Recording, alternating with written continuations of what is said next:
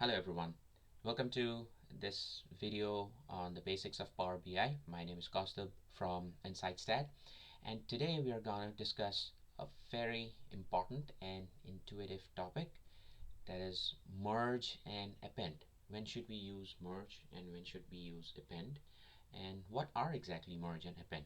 So let's look at merge first. What do we mean by merge? So where do we find this option?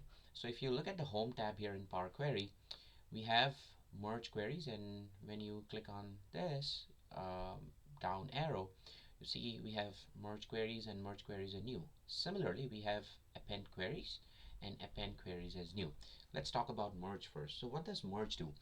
Merge just joins two tables or two or more tables, right? So it joins basis similar rows or common rows. So what do I mean by that? Now, in order to make it easier to understand, let's take an example, a very easy to understand example. I have two tables here. Table A that has the product key, product name, and price, and a table B that has the product key and the product location, right, based on the product key. Now, if I'm merging these two tables, what would happen is I would be bringing these two tables together basis the common rows, the common information that we have here. So for example, now there are different kinds of merge. If you come from an SQL background, or if you know SQL, don't worry if you don't know, we will talk about SQL in the upcoming videos. So in SQL we have joins. Now there are different kinds of joins. There is an inner join, there is a left join, there is right join, there is a full outer join. So what happens? So merge is very similar to join. So what happens in merge also we have this inner merge or inner join. So what happens in inner join is, in inner join we look at the common rows between the two tables. Now if I join table A and table B, this is my left table, this is my right table, and when we do an inner join, it will only look at the common rows between them. So the common rows between table A and table B is the product key. Again, please remember, whenever we are joining or merging, there has to be one common column between the two tables. It is only using that column, that key column, or the common column, that we will be joining the two tables. In this case, we will be using the product key. So in the product key, we have product key number 3 that is common between them, and hence what we do is, and what we get as an output is, we get product key 3, the product name is bike, the price is $300, and the location is Toronto. Now if we do a left join, what happens in a left join is we take everything from the left table and only the matching rows from the right table.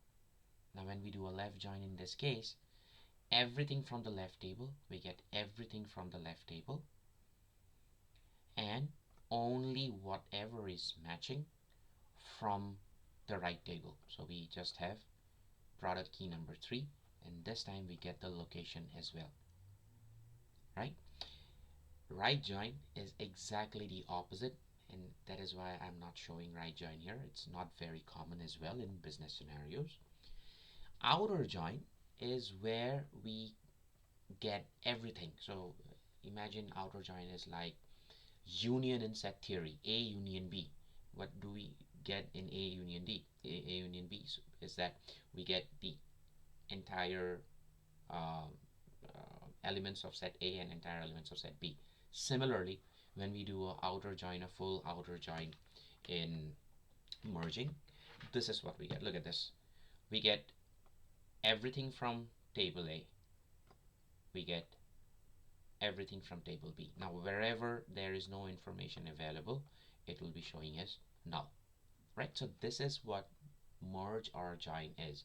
So when we will merge or we will join whenever we would need additional information from another table basis some common column, and these two columns will match the common rows between them. Let's put this into action now. So I got a few uh, new tables this time. So I have sales data 2020, 2021, 2022, and then I have a product lookup table. Now, if I go to sales data 2020, if you see here, I have the order date, stock date, order number, product key, customer key, territory key, so on and so forth. Now, I don't know what this product is. If we're talking about product key 332, what this product is, I'm not sure about this. Right? We have a huge product inventory. Now, I would want to know the product name and maybe the product description right in this table, right? So what do? All I have to do is merge query. So merge queries, what it would do is it will merge the new table in this existing table. It will overwrite this. Now, I don't want that to happen. I want to show it to you as a new table. So what would I do? I would go as merge queries as new. So when I click on this, there will be a pop-up. So it will say that, okay, we are going to merge sales data 2020. With which table do you want to merge it with? I want to merge with product lookup. Now I also have to specify what is the common column between these two. So I want to join it on product key. Right now, what it will do is it will search for the common rows between these two tables, and by default, we want a left join, a left outer join. There are other joins as well, but the most commonly used by default is the left outer join. So we will get everything from the sales table, which makes sense to the business as well. We'll get everything from the sales table and only the matching rows from the product table. When I click on OK, look at this. I get a new table here called as merge one. We can always rename this from here. And we get the product lookup as a column here, right? Look at this. It says table. Now when I click on table, it shows me the detail of that row from the product lookup table. I don't want that. I want to view it as a new column with the product name and the product description. Now, all I have to do is click on this. This will give me two options, expand or aggregate. I want to expand. I want to expand this product lookup table. So what do? I just need the product name and the product description maybe. So I deselect everything and I only select product name and product description. And when I do this, I get the product name and the product description. Now, if you don't want the the attribute name to look like this, all you have to do is double click and just take this out. This is product name and this is product description, right? So we get similar rows from a different table based on a common key column. That is what merge does. Now let's look at append. What does append do? Append will stack tables. For example, let's go back to our simple example here, table A and table B. If I want to append table A and table B, what it would do is it will just put table B beneath table A. That's it. Or you can also do the other way, table A beneath table B. Now I'm doing table B beneath table A. Now look at this. What would append do? I would get product key, product name, price, and location is same as what we got here, but look at how it's organizing the data. I'm getting table A here. This is all table A. And I'm getting table B here. Now look at this. I'm getting the product key 3 twice. Right? So it's going to stack these two tables. Appending is nothing but stacking. Okay, now look at this. Wherever the location was not there, it's being shown as missing values or null values. Similarly, product name and price was not there in my second table, table B, showing as null values. So all it is doing is stacking these two tables. Now let's look at where we should be applying this logic. Now look at this. I have sales data 2020. This talks about all the sales that happened in the year 2020. I have sales data 2021, all the sales that happened in 2021, and all the sales that happened in 2022. Now I would like to bring all these three tables together into one table and call it the sales data table. It will be consolidated. So how do I do it? All I have to do is go to sales data 2020, and I would say again, append queries or append queries is new. I don't want to overwrite one table. I want it as a new table.